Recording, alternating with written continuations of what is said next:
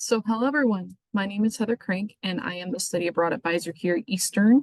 And I'm going to be presenting the mandatory pre-departure orientation that you all will have here. And this will be a recording that will also be sent to you guys afterwards, so that if you have any questions, you can feel free to refer back to the PowerPoint. But this will be for summer, fall, and academic year programs for this year. But I first wanted to say congratulations for getting this far and being able to study abroad. So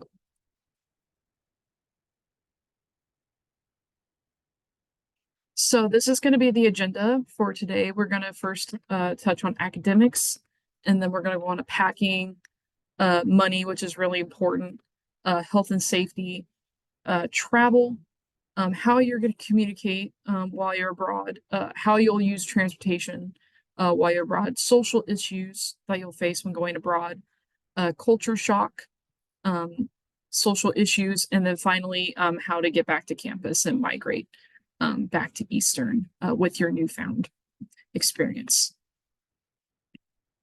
So all of you will have a folder. So whether it's an actual folder or an electronic folder sent via email, either way, it will have these contents in it. So you'll have information on your country.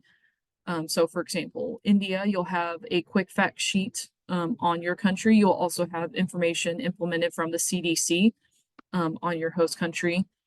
For those of you who are not participating in the third-party program, you will have Gallagher insurance information, which is the health insurance that we use through Eastern. You'll have a Packing Like a Pro list, which is just a list of things that you could pack. We'll also have a parent guide to study abroad. So for any family members you want to share that with, we'll have that sent to you via email. We'll have information on culture shock, and then we'll also have the contact information for myself and important people and representatives that you'll need. And then we'll have an emergency card for you to write information down on, as well as a note sheet. So first, we're going to touch on academics because you are studying abroad to get academic credit for these items. So the process for this will be that we will place you in a placeholder STA course based on your course proof form and financial aid budget sheet. So for example, if you're going on a exchange, you'll be placed in STA 3960. If you are going on a third party or direct enroll, you'll be placed in 3961. So you'll see those numbers pop up on your PAWS for the amount of credits you're seeking to get. So whether that be 6 or 12. There, and once enrolled, PAWS will reflect the number of credits you anticipate receiving study abroad. So if you're studying abroad over the summer and wanted to get 6 credits, you'll have STA 3961 for 6 credits on your PAWS. If you're going on a faculty-led, we will handle all that for you because for the most part, those are EA courses. And so we already have that handled. But for those students going independently, you will also need to remember to request your transcript be sent to me or Eastern before you depart, just so they have that in their minds. And then all grades will be factored into your GPA. There is no pass or fail option. So keep that in mind when you're participating in your classes. And I'll also remind you just to look over academic integrity. So basically, like Eastern, you don't plagiarize, you don't do those things, and you just keep yourself as a person of integrity when it comes to your academics. And then the same thing with statement of responsibility. You just state that you're responsible for whatever you do while you're abroad and that Eastern is not liable for anything that happens there. And then if you have any holds on your student account before we try to enroll you, we can't enroll you. Or if something happens and you get a hold while you're abroad, we will not be able to process your grades until that hold is taken off. So whether it be financial or some other type of hold, we will have to hold that until that hold is taken off. And then if you are studying abroad in your final semester and plan to graduate upon completion, so if you're studying abroad this summer and graduating in August, let me know so that I can prioritize getting your transcripts evaluated first. so that you can graduate. And then before we go, we do have a list of things that we still need to do. So I also want to emphasize making copies of these things in the PowerPoint. So your health insurance, so both the Gallagher insurance or the insurance that your provider gives you, and then the health insurance you have here in the US. It's good to have copies of both of those. You'll also need copies of your passport on your travel itinerary. So that would be what you use to fly. So if you're going from like Chicago to your host country, you'll also need copies of your driver's license, state ID, and Panther card. That's just so that they can identify you with other sources other than your passport. You'll also need copies of your debit or credit cards. This is good is in case, you know, something happens and your debit or credit card gets lost or stolen, you're able to indicate that it is your card there. And then I also recommend making one set of copies that you can give to someone you trust. So whether that be a family member or loved one, just someone that if any of these things were to happen, they would be able to advocate for you in getting these things back. And then you'll also take another set of copies with you abroad. So having one copy in your check-in bag and then your originals is a good thing to have. So, but just make sure to keep the originals and copies separate when packing there as well. And then the other thing I recommend before leaving the US is to download WhatsApp. It's a free app that you can get on your phone. And then you'll text me at the phone number on the screen, and then you just state your name, because this will be how I keep in contact with you while you're abroad. It would be great if you download it now so that you already have it. But if not, the number will remain in this PowerPoint so that you can just text me at the number as well. And I'll have my phone on me to check, you know, who messages me. But I'll keep in contact you via WhatsApp. I try to message at least 3 times throughout your time abroad. So I just check in. But it's also there 24/7. So if you need to message me in regards to anything, you can do that as well. And then also check your EIU email regularly while you're abroad as well, because I can also stay in contact with you via that as well. And this will be important if I need to send you any documents or anything that needs filled out while you're abroad as well. And then just make sure everything paperwork wise is complete and then uploaded to your application prior to departure. So that be a copy of your passport, a scan is acceptable, or a photo. Just make sure that everything on the passport, so all the information is legible there. And then your flight itinerary. I'll need to know when you guys are flying out and when you guys are coming back there. And an email with the itinerary information is fine for that as well.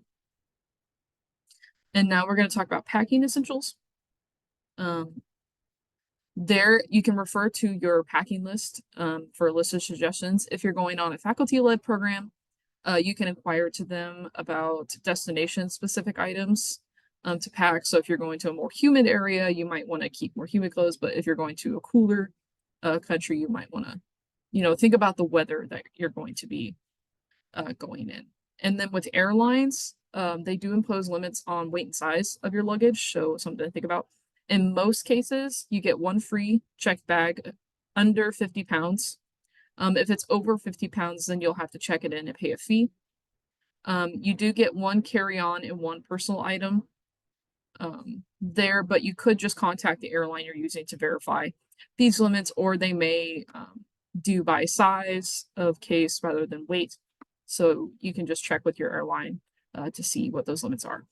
And then just keep up to date on the new security concerns. So if you buy a plane ticket and, you know, opt into their emails, they will, if something happens, they will send you information on your flight ahead of time.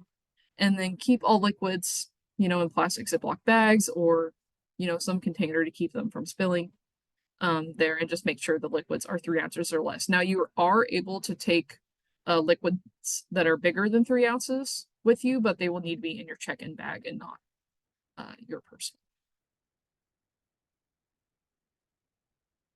Other things to think about when you're packing are, pick the right bag. Can you carry it? Is this something I'm going to be able to lug around the airport and, everywhere else? I'm doing so. Pick a bag that's going to be easy for you to carry, but also able to hold all the stuff that you're planning to take there. Now, can you do laundry at destination? Now, some places will have host families that do your own laundry. Some will have laundry facilities where you can do your laundry, and others you may have to find a laundromat. So, think about those things when you go, and you are free to take some travel detergents with you, but it's also easier to buy those once you arrive to the country as well. And I also recommend not packing by outfit, but thinking layers, because then you're able to do different combinations of outfits. So packing like basic pants, with different shirts, and then you can kind of do different combinations with the same outfits. So then it looks like you're still wearing the same outfits, but then at the same time, you are still wearing the same clothes. There in most places around the world also do more, I don't want to say classy, but they don't really go around in yoga pants. So packing like jeans or nice pants, and nice shirts like polos or blouses, those kind of things are a great thing to have because it makes you look a little more dressed up without that effort. And then, sundresses for women are great. So like if you're wanting to do a night out, you can bring clothes to dress up. In as well. And comfort or quick dry are key, especially in countries that are warmer climates, especially during the summer. So having those materials that are quick dry, so if you're outside all day and end up sweating a lot, you're able to still be in those same clothes because it'll dry up really quickly. You'll also have a bag for souvenirs. So if you want to buy a lot of souvenirs, just anticipate stashing a bag for that. And they make those bags that you can like fold into itself to make a little pouch. You can just throw in there, and then when you have your souvenirs, you can turn that into a bag. So that's really cool. You can also make your own packing list. So if there's things that are on our packing list that you're like, okay, I really, really need this, then go ahead and you can just make your own packing list with stuff to have. In regards to electronics, I usually leave it up to the student as to whether to pack their laptops, tablets, things like that, or not. Depending on, how long you're going and like the kinds of assignments you're going to have to do. I'll leave that up to you. Now, when I went abroad, I took my laptop and I just tried to protect it the best I could when I went. And I didn't have any issues, but I could also see if you may be concerned about your laptop being damaged or stolen. But I usually leave that up to you guys if you want to take it with you or not. And then keep all sentimental valuables at home because you're going to be in a different place. And if it means a lot to you, you can just leave that stuff at home so that you can come back to those items. And now we're going to be talking about doing our research because this is also really important to having a good time abroad. So the first thing is to get informed about your location. So there are information packets in your folder. Like I said, and you can also just Google things. So if you're curious about certain customs or, things like that, Google and YouTube are really great resources, for those kind of things as well. And then also be aware of events in the US. Not that happens very often, but sometimes these events could affect your travel to and from on your host country. So just, keep in mind and just be informed of those things. Usually nothing happens, but it's good to keep that in mind.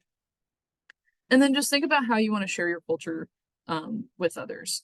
So like inform yourself about what's acceptable in your host country and think about how you want to represent yourself.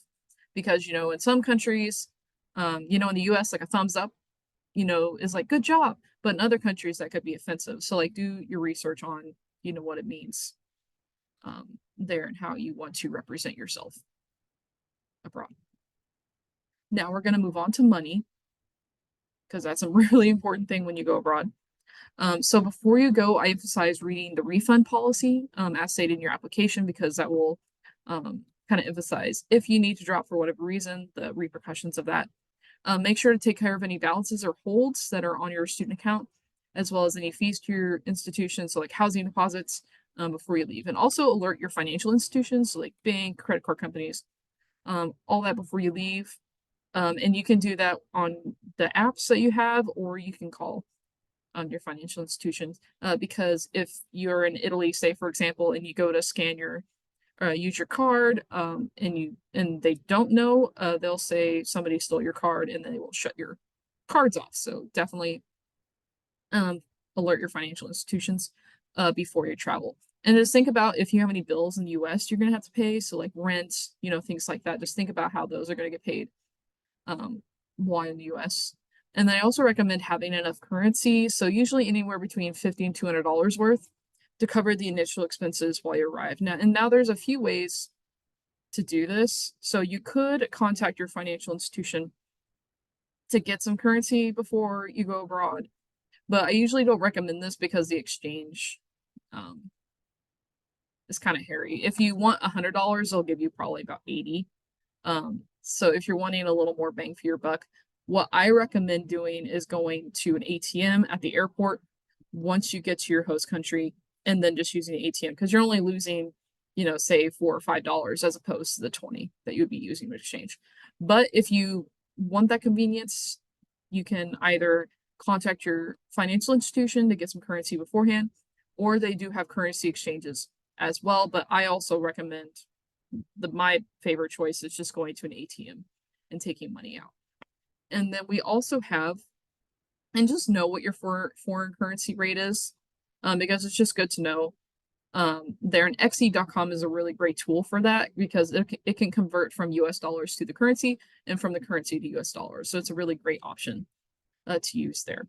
And then while you're abroad, just make sure all on-site financial obligations are, covered. And this varies by program. For most faculty-led programs, that'll all be paid for before you leave.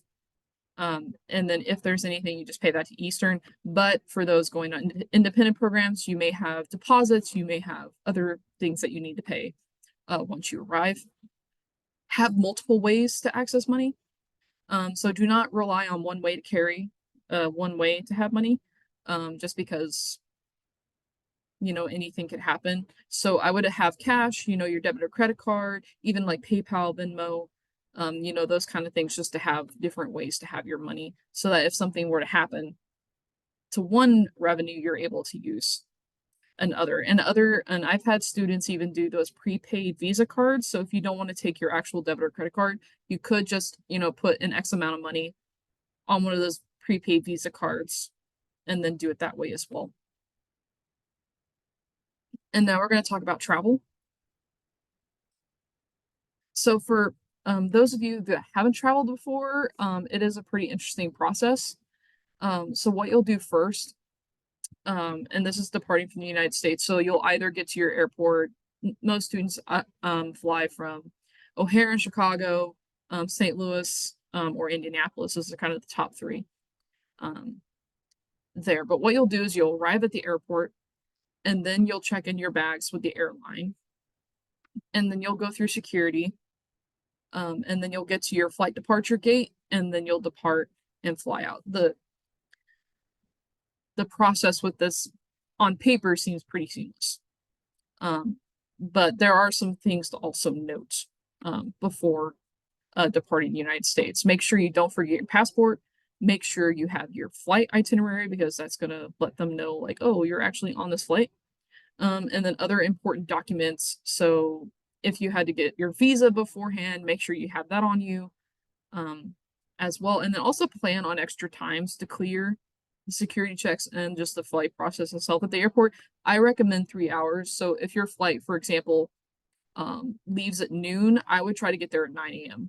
just so you have enough time to clear those security checks, because it's better to arrive early and then have to wait at your gate than to miss your flight by accident because you didn't arrive early enough. And then also just give confident and honest answers. So if the TSAs have any questions for you, just make sure you're confident and honest, and be polite with the TSAs there for the most part. But once you clear security is usually the biggest hurdle, and then you get to your departure gate, and then you're able to fly out. And then there's also a similar process once you arrive to your destination airport. Now some airports will have you fill out a before landing form, which sometimes they'll give to you on the plane. So usually about a half hour before landing, they'll give you this form to fill out, but it'll indicate like why you're in the country, for how long, things like that. And you'll have that filled out.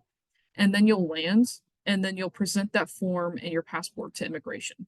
So you'll go to immigration, they'll check your passport and make sure everything's good. There again, try to plan on extra time to clear these, just because you never know there. And then again, if they have any questions for you, just be polite and give those confident, honest answers, and then have documents ready. For my independent students, it's also nice to have a copy of your host institution's acceptance letter, or email, so that if anything comes up, you can say, hey, I've been accepted to this university or this program, and this is why I'm in the country. So having those things, definitely recommend there. And then once you get through immigration, you'll go through customs, and then you'll arrive in your host country, and then are welcome to take a cab or wait for everybody else once you arrive there as well. And now we're going to talk about health, because health is also a really important thing when going abroad, and some students don't necessarily think about there. And so we do have on our application our medical information questionnaire, so please fill that out. While you're not obligated to tell us anything, anything that may be of importance, please do indicate that on the medical information questionnaire. I also recommend, if you can, try to visit your doctor before you go, especially if you know you have conditions that will need to be managed while you're abroad. Make sure you're up to date on any immunizations. There is a list of recommended immunizations, but I leave that up to the student if they want to get those or not. If you do have prescription medications that you take, make sure you have an adequate supply to last your entire time. And then also, you can also check to see if there are generic brands for you to take if you want to save a little money.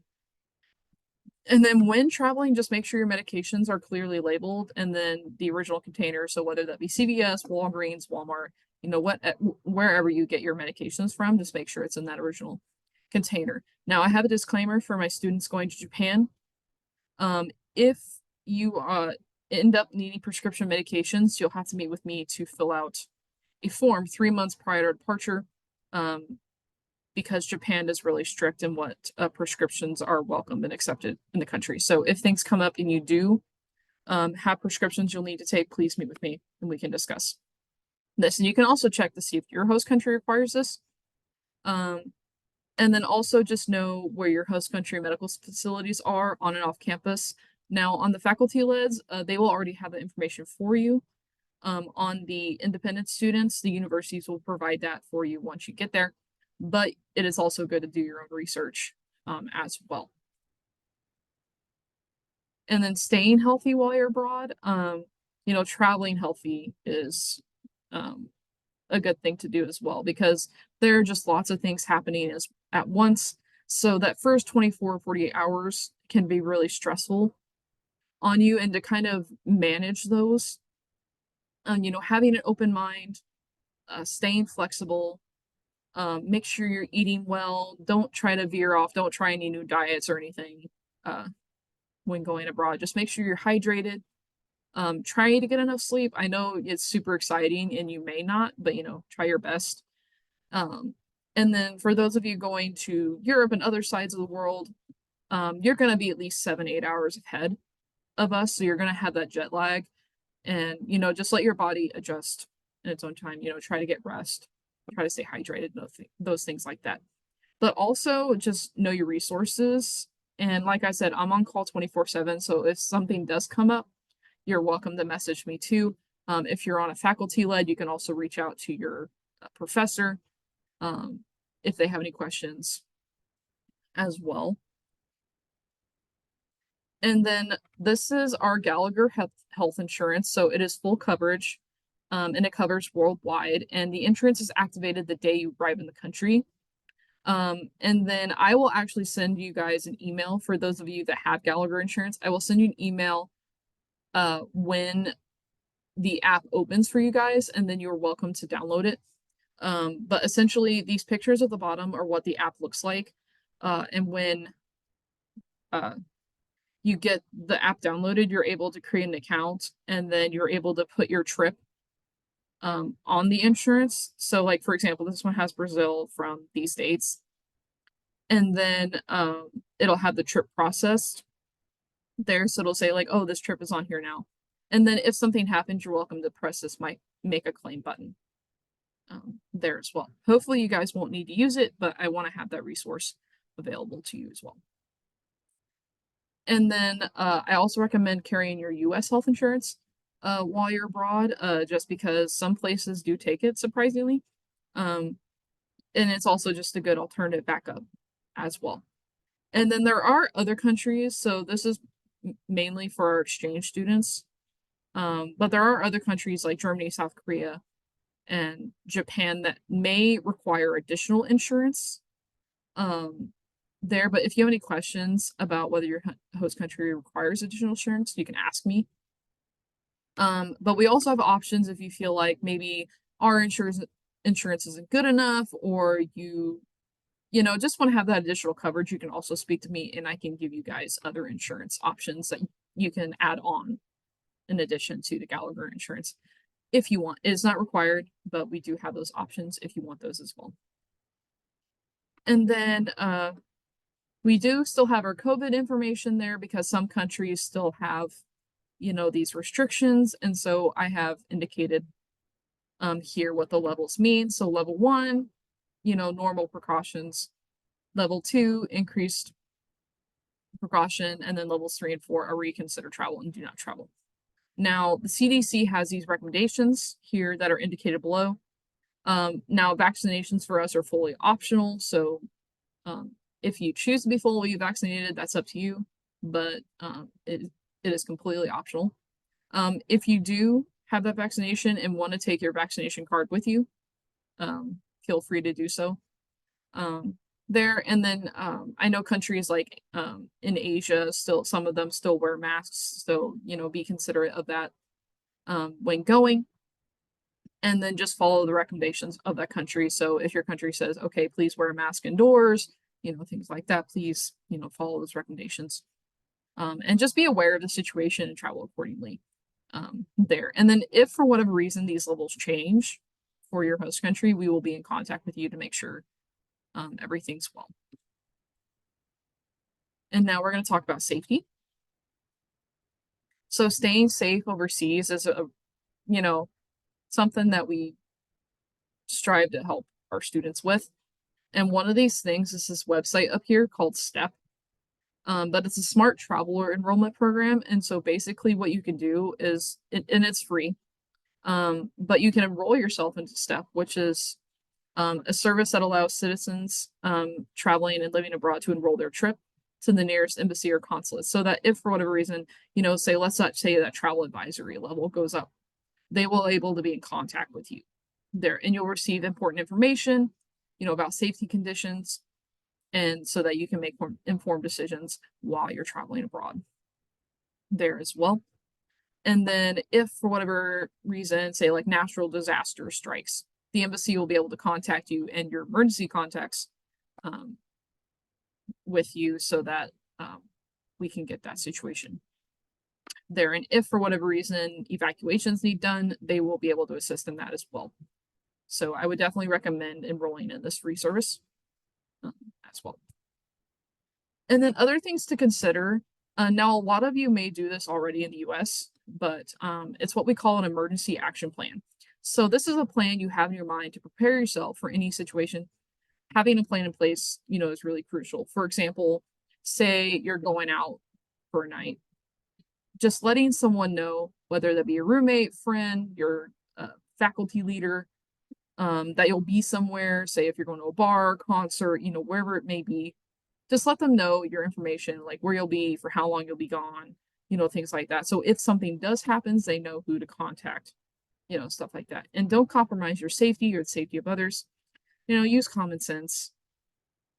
And then don't second guess your first instinct. If something, doesn't feel right, don't go towards it there as well. And then another thing to have is also situational awareness. So situational awareness is the ability to perceive, understand, and respond to one situation. And some of us already do this as well, but you just comprehend a circumstance with the information, analyze it, and then make the decisions to avoid risks or stuff that may occur. And though I have two examples here, just some things to think about, and now these have happened to actual EIU students. So scenario one happened in 2023, and then scenario two happened back in 2010. But both of these did happen to EIU students.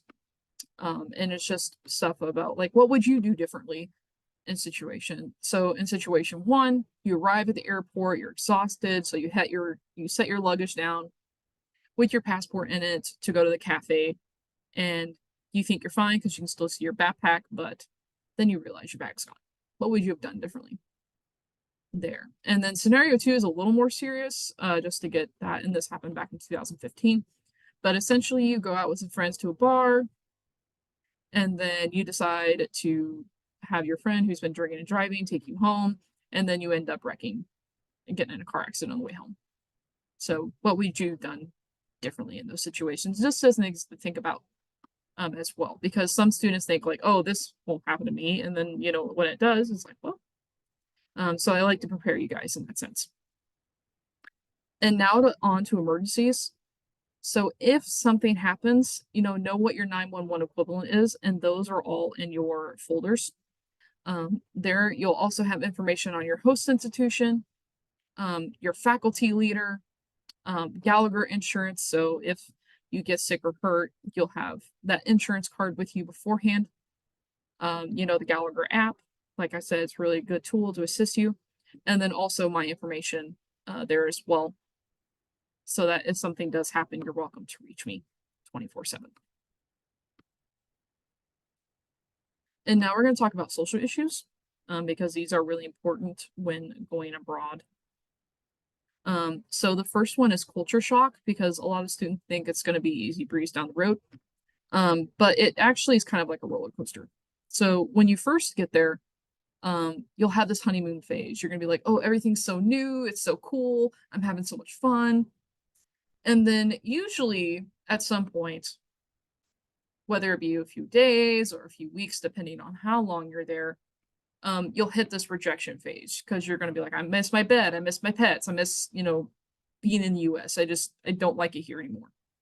And you'll do this kind of like coping thing and take some time, but I definitely do recommend, pushing through that.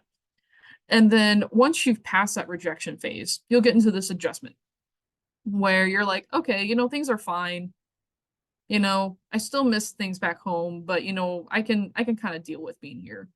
And so you start to get used to the customs and things of your host country. And then finally, you'll get to the adaptation phase, which is where you're just like, I could live here, I want to stay here, I love it, I don't want to go back. But usually that's always when you're getting ready to come back to US, usually within that last week, or last few days before coming back. And then once you re-enter into the US, you'll have this, happiness where you're happy to see family, you're happy to see friends. But then you'll hit another rejection phase because you miss all the friends you met, you miss the memories, you miss the culture. And then you'll have another adjustment phase where you're going to have to reteach yourself the culture, traditions and things of the US. And then you will recover and then live as you would as an American there. So it is like a roller coaster there. Other issues to think about are stereotypes. There are stereotypes about us Americans. So for example, if we're loud, we're rowdy, we're lazy, things like that, other countries have about us. So it's your job to whether you want to reinforce those stereotypes or if you want to debunk them. That is completely up to you. Now, this next section, I know a lot of you are going to be good students and not break the law, but I do have to have a disclaimer in here, that remember that you are living under foreign law and not the US law, and that it's easier to get in jail than it is to get out. So, do think about that when going abroad. And especially if you're going to countries like in the Middle East, things that may not be legal in the US actually may be illegal in those countries. So also do research on that so that you're not breaking the law in any way there. Because like I said, it's easier to get in jail than it is to get out. So, just think about that. And then alcohol, the majority of you or all of you are adults and, legal drinking ages around the world are 18. So we can't force you not to drink. Um, and I'm not going to be your mom and say like, oh, you can't drink. But, for your body, just know what your limits are if you choose to partake in alcohol and just make sure you're safe.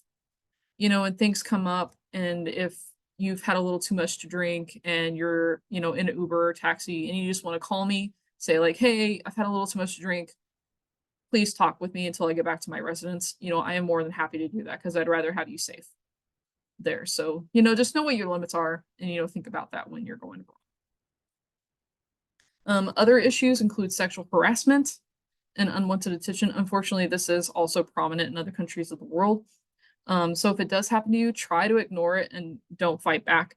But if this is a recurring option, please let me know and I will work with the host institution you're at and our Title IX office to be able to resolve that to the best of our ability.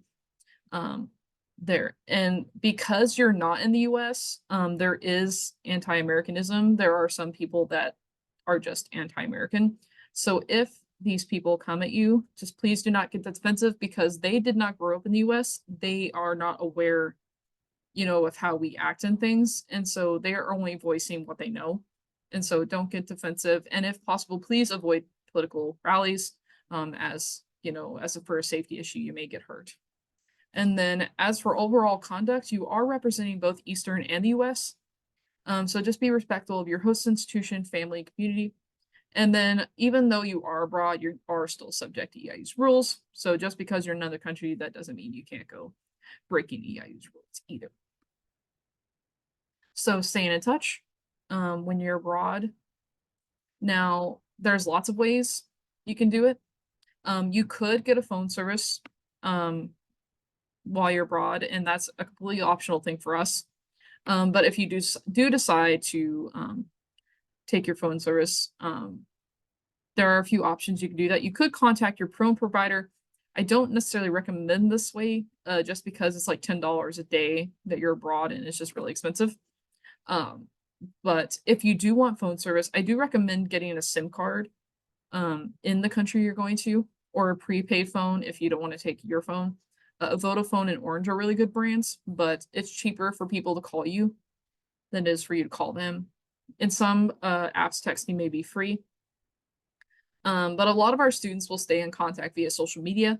So like FaceTime, WhatsApp, Facebook, Snapchat, all those good things. And like I said, download WhatsApp. Like that is mandatory and I will need to have that before you leave. And you can text me at the number. This will be how I stay in contact with you outside your EIU email. There. So make sure you have that before you go. And then other considerations are having appropriate converters or adapters. And I also have information for you in your folders there on which converters or adapters are safe for the places that you're going to.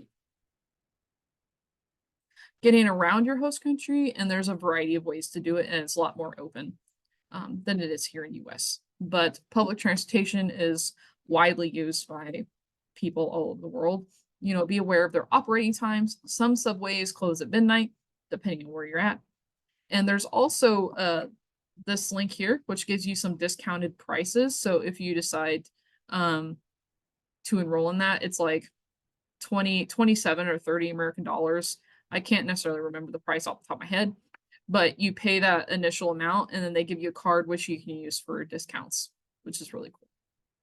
And then also, unlike the US, there isn't really free public restrooms. Usually businesses will only let customers use their bathrooms. So if you're at a McDonald's per se, you could go, but you would have to buy something from McDonald's to use their bathroom. They want you to be a customer.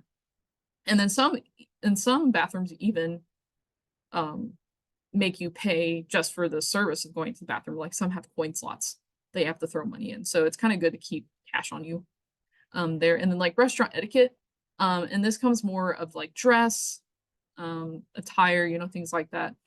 you're not going to see many people out in sweatpants or yoga pants. So like pink jeans and nice shirts. Again, and just kind of research those rules on a restaurant there. And then with media coverage, if something on the news concerns you, please contact me, and then I will see if it's something to notify your family with. Because if you tell your family first without telling me, it'll send your family into panic mode, and then I will be receiving lots of phone calls. So if you do have a question about events that have occurred in your home country, please let me know, and then we can implement a plan there as well.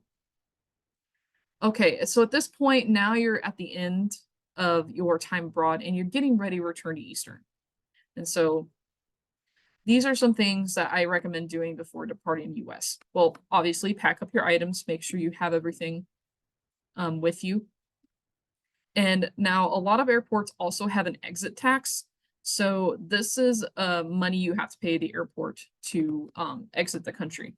Now, some airports will have you pay it just with your plane ticket, so you don't have to think about it, while other airports may have a kiosk where you have to pay the tax at the kiosk, separate from your plane ticket. So those are also things to think about as well. Make sure you weigh your luggage so that it's within the parameters of what your airport requires.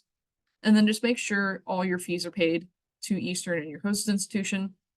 And then if you did receive medical treatment while you're abroad, please keep all documents pertaining to doctors, appointments, and things like that, so that you can recap with your doctor back here in the US. And then with housing, so if you are going to be returning to campus, you'll need to know the checkout days for your host institution. You'll also want to start looking to return housing Eastern. Do you want to still live on campus? Do you want to live in an apartment? If you're graduating, then what you're going to be doing after graduation. So think about that. If you are returning to campus, register for your next semester classes. So make sure those are online, and then keep in contact with your academic advisor. So if things come up, those can be resolved as well. And then for my independent students, just make sure to have your transcripts sent to me or the Office of Study Abroad. There you'll need to, let your representative there know to say, hey, can you please send your transcript to our Office of Study Abroad so that your grades can get put into pause. And now you're back on campus and you've studied abroad, and now you're just like, okay, what can we do next and how our office can help? So we offer options to be able to unpack your experience, because you're coming home.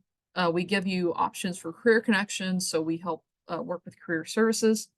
One thing I do recommend, though, to kind of help with that rejection phase when coming back to US, is staying connected with the friends that you have abroad, because it really does help in that phase, because it's more of a weaning off, so to speak, than to be like cut cold turkey there as well.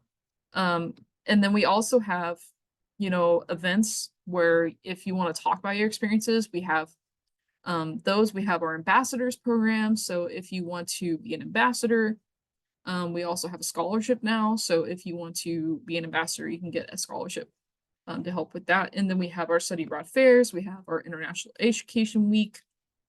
We do a lot of panels. We have study abroad club. So we have lots of things to try to help with that migration and adjustment back to the US there. And then finally, we also have a class that you can take called STA 4000. So for non-honor students, you can take this to count as your senior sim. It's just 1 credit, and you just talk about how your experience helped you become the person that you are, and how that can help you in the future there. So it's a really great class. It's just 1 credit. I took it when I was a student. It was super easy. So definitely recommend, and it completes your senior sim.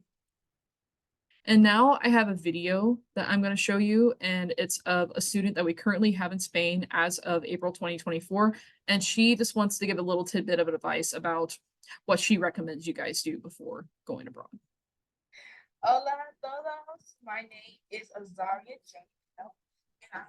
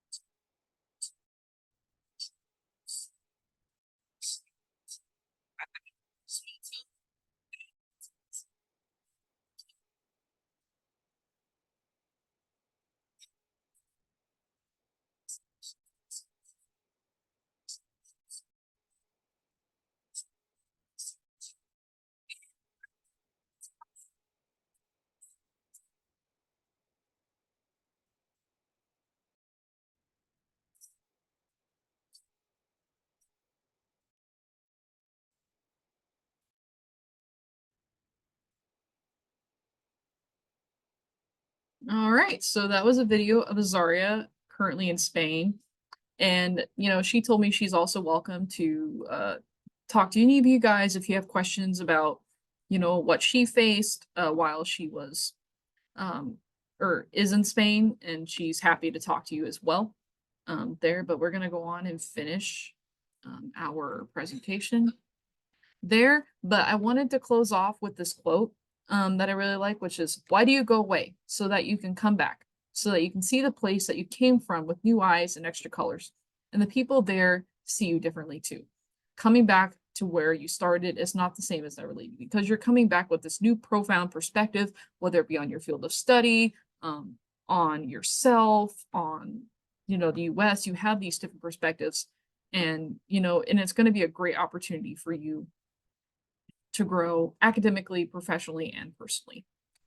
But also we wanted to say, post your pictures while you're abroad. We do have a social media page, so if you want to be promoted on our social media pages, you can just send us your pictures, and then we'll be able to post them as well. But we also have our tags here. So Panthers Abroad, EIU Abroad on Instagram, Facebook, Twitter, and TikTok. So if you want to post there and then just tag us. But these are pictures of our students from 2023. So we have a student who did an academic year Japan. Our faculty led to the UK, and then we have a student who went to Costa Rica. So these are pictures from this year, and you're welcome to post. You can email them to me to have them posted, or you can post your Facebook or your social medias and tag us there. So, but other than that, that is the end of the presentation, and I want to thank you all for attending. And you can just let me know if there are any questions there, and I hope you all have a wonderful day there as well. So, have a good day and let me know if you need anything.